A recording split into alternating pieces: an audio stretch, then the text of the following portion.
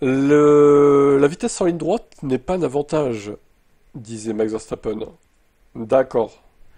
Max, le menteur. Hein, ça va, hein, le menteur?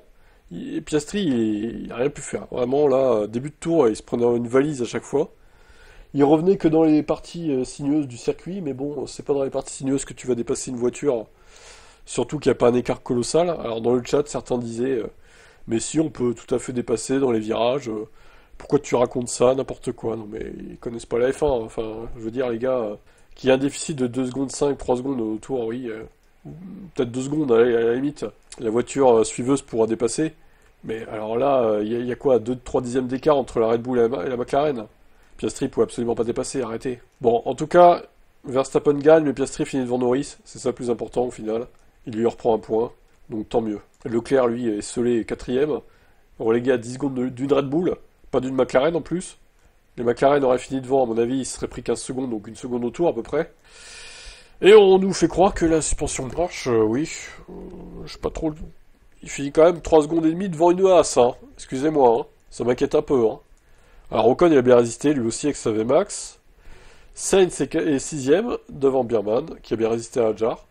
Les petites équipes marquent des points, donc surtout les As du coup. Porto finira à la porte des points 9 devant Lawson Tsunoda, Russell Stroll, Alonso Hamilton, Albon Antonelli, Hülkenberg, Colapinto et Gasly. Alors Gasly, problème fuite d'eau avant le départ, donc compliqué.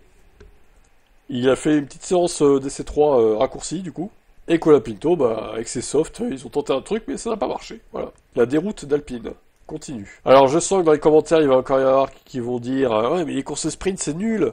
Il n'y a aucun dépassement, autant faire des séances d'essai libres.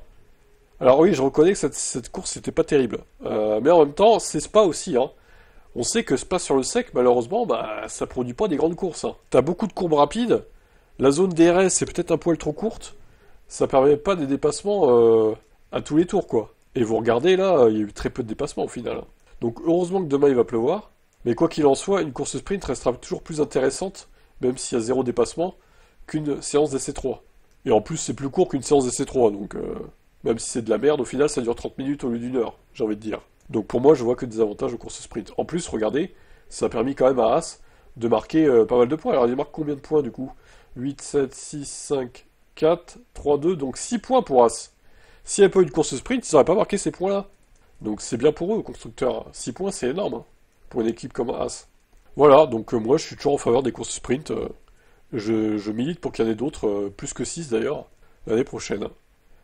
Allez, rendez-vous à 16 heures pour les qualifs.